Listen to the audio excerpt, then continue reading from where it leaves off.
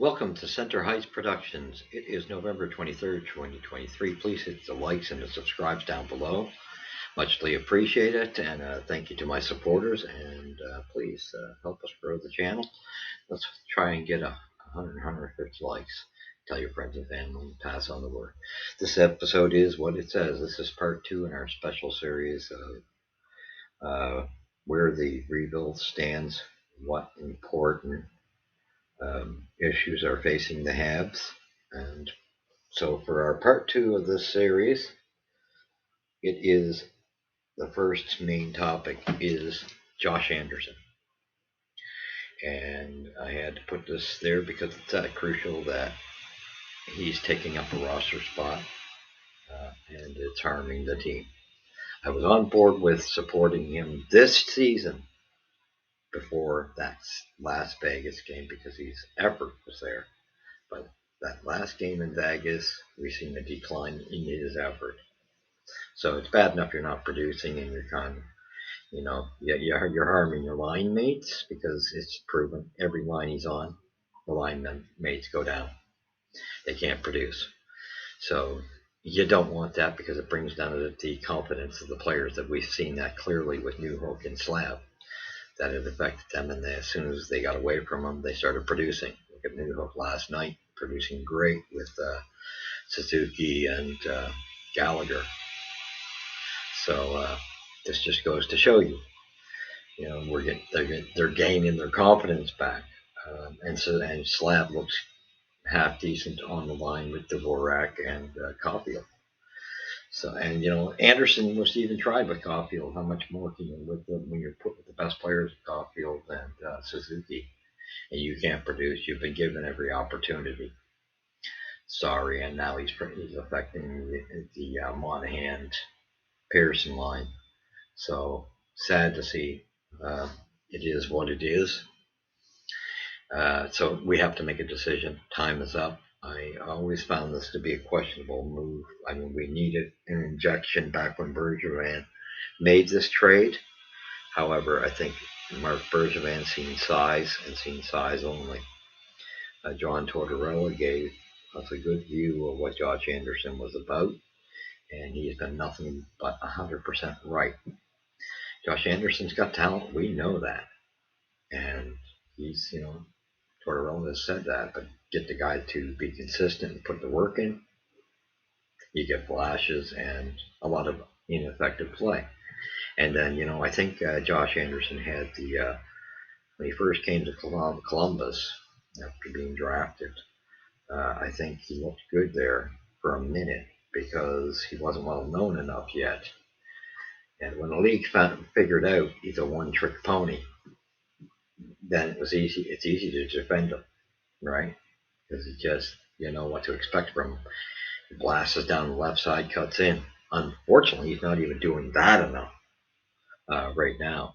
I know he was in a slump mentally, but you got to keep working. And he lost his work ethic, which was our problem all along with him. And so it's back. It has returned. He's not going to change who he is. And like I said, I like Josh Anderson. And I like his size. But what good is his size when even his hits are a joke?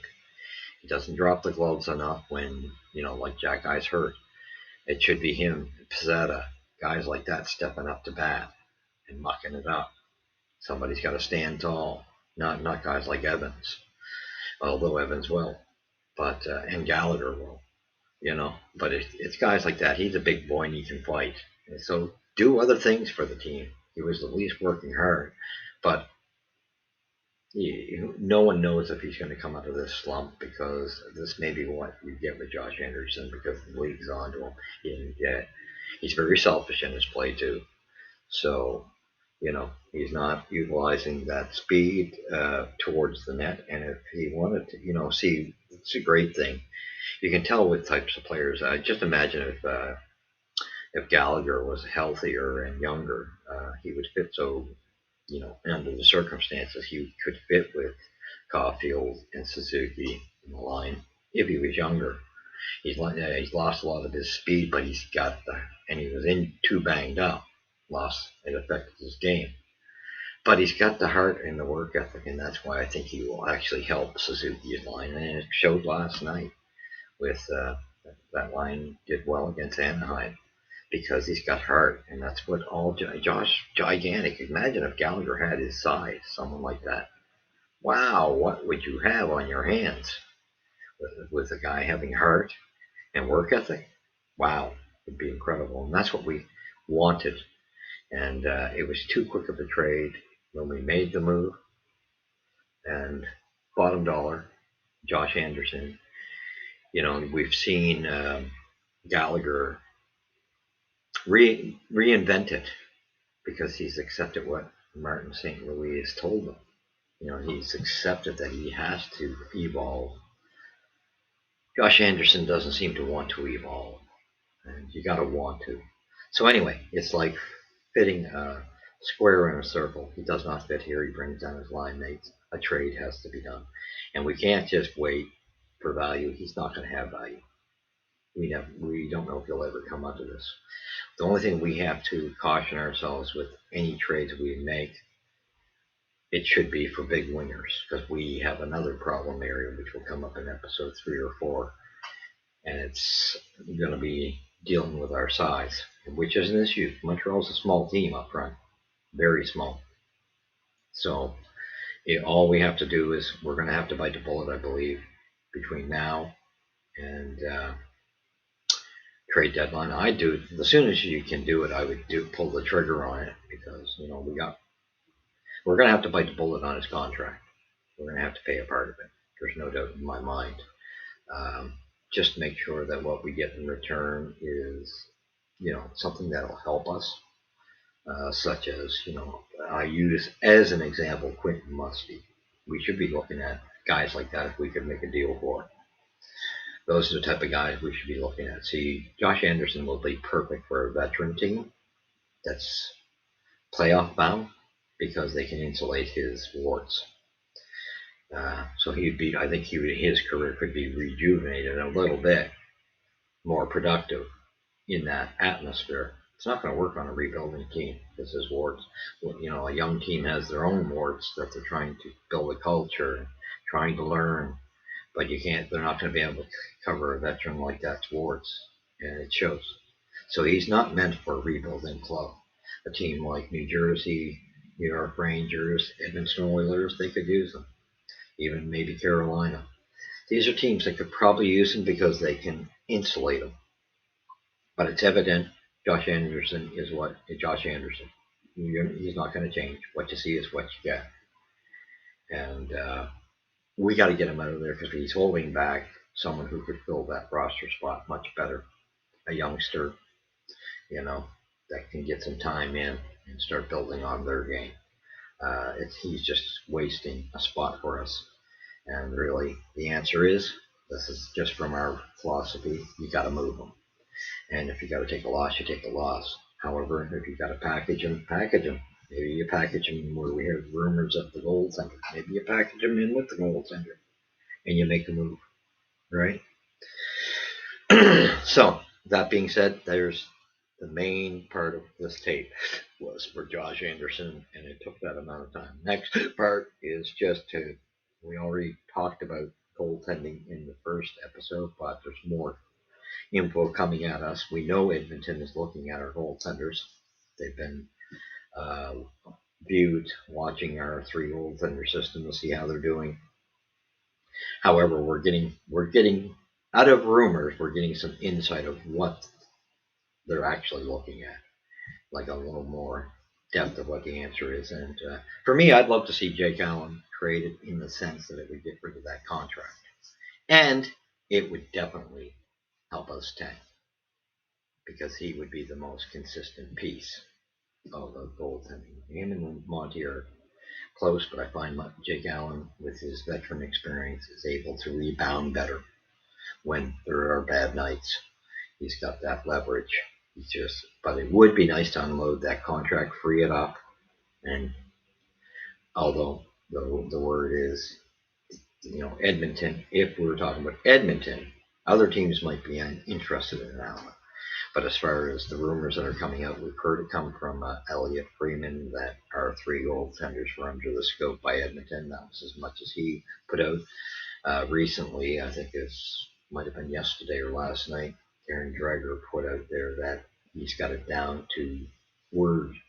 His rumors and what he stated was that he's got it down to an even closer state that it's Jake Allen is not who they're looking at because of the cost. You got to remember, look at Edmonton's cap situation. They can't afford Jake Allen. I think if he was his contract was the same, be no problem. He'd be the guy they grab. But because it's almost $4 million, I think they just don't have that money. I think they got 1 point something million available because they screwed up so bad with Jack Campbell's. That was the dumbest trade I ever seen for Edmonton. So Ken Holland's just that's another story. He's their problem, and he's so noted for making huge mistakes. It's incredible. But let's hope he makes another one and takes one of our goalies. And the thing all we have to do is hold tight. So the word is they're more focused on Sam Montembeault. That's coming from Darren Dreger. That being said, it makes sense because although Caden Primo's in the picture too, but what's going to deter them from Caden Primo, he's not proven. But they're kind of in a screwed up situation unless they're going to move some cap out so that they can do something, have a little more space. Then they could wheel and deal with Allen as well. But if they're not willing to, maybe are they crazy enough to want to take a chance on Primo? Because his name is still in the ballpark of it from what the sounds of it as the second body that they're looking at. If they're willing to do that, but I don't think he's the answer, because I don't think he's NHL material. But hey, I think, if I was a GM, I'd be unloading him. But however, at the same token, I'd like to see Allen gone because he'd help our tank. He's the most consistent, I think. And I think it'd be dangerous with a Monty Primo combination. I think because I don't think Monty has that experience to hold the fort enough to have that duo succeed. But to me, it would be a success because it would help us tank. So, with that being said, does Montreal go on with continuing on with Allen and Monty and let Primo go? And Edmonton's, got to take what they take because they've only got I think it's $1 million. I think Monty and Primo are the only one that's fit right now. And for us, it's great because I think with Monty, you might be able to slime a lot more for him than he's worth. Because Edmonton's the team that's in necessity, and they got to make a move before Christmas.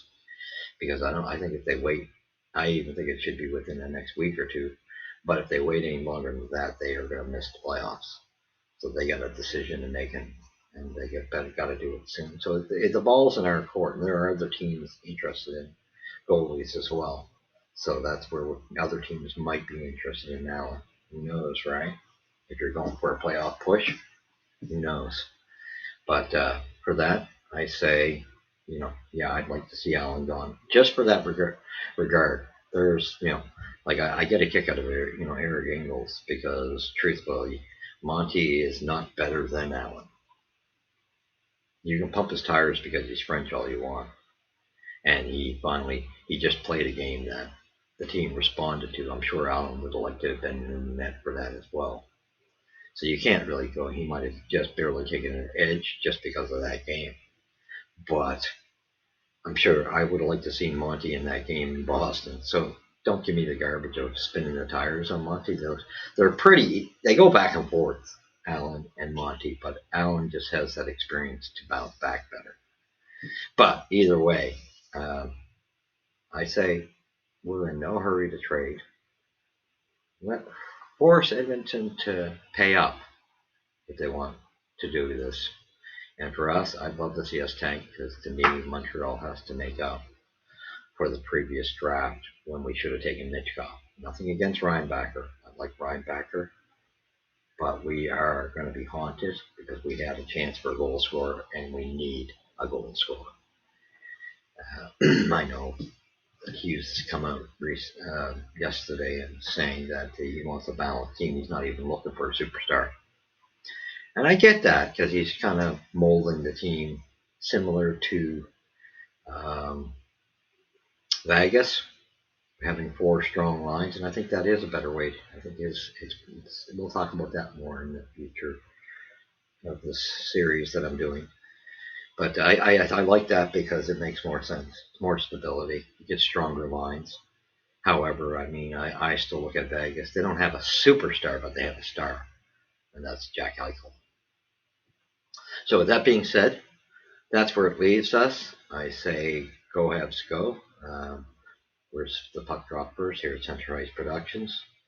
Please tell your friends and family. Leave a comment. Tell me what you think on what we're debating here, where we should be going. And I get a kick out of like our rebuild, where it's at. You hear this, so people thinking we're so far ahead. We are not. You hear the comment. I hear this on Tony's show, Sick Podcast, and I love Tony. Don't get me wrong. I'm not knocking him overall. I admire Tony. I just don't agree with everything he says. This team has not turned a corner yet. We're a little bit behind. So the comments keep coming out that this team's turned a corner. No. We've just gotten to the point where now we've put accountability in place. Turn a corner? No, we haven't improved to that degree. We're a team that's looking like we're going to be in the bottom 5 again. So, and I kind of hope we are. I'd like to see us get 2 of those top 3 guys, because you got to make up for Mitchkov, and Calgary going to bomb out and sell off. And I think we're going to have 2 really good picks in that top 5. I'm convinced, or in the top 10. One of them could be top 10, one of them could be top 5. But however it goes, I think you got a pretty good chance if Calgary sells off, we make some right moves, get rid of one of the better goalies, we could tank. And even with the way we're playing, we look like we're going to be in the bottom 5.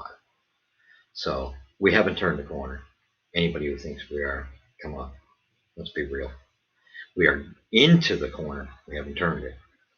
But with that being said, and to stop pumping the tires on just players because of their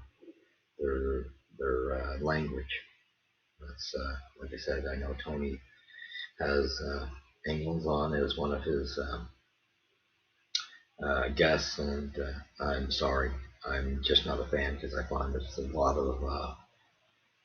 of generated movement in the area of French-speaking players. Engels always kind of follows politicians' views, that type of sway. So I don't buy what he's got to say. Sorry, I prefer Basu and Stu Cowan, and I wish John Lou was still here. He got more of a not such a, what do you call it? Your opinion wasn't biased. It wasn't pulled one way. It wasn't down the middle, just a straight shot down the center when you're reporting, instead of it being biased, favoring one direction. That's where I find Engels does. So anyway, that being said, thank you for joining me. We'll talk about the next 2 areas. I'll go farther in on coaching and what we think of the prospects of coming up. I think there are some issues with in that area that we need to, I think Montreal has to face. Anyway, thank you for joining me. God bless. We'll catch you in the next one. And the 3rd episode will either be right before the Sharks game or right after. God bless you. Take care.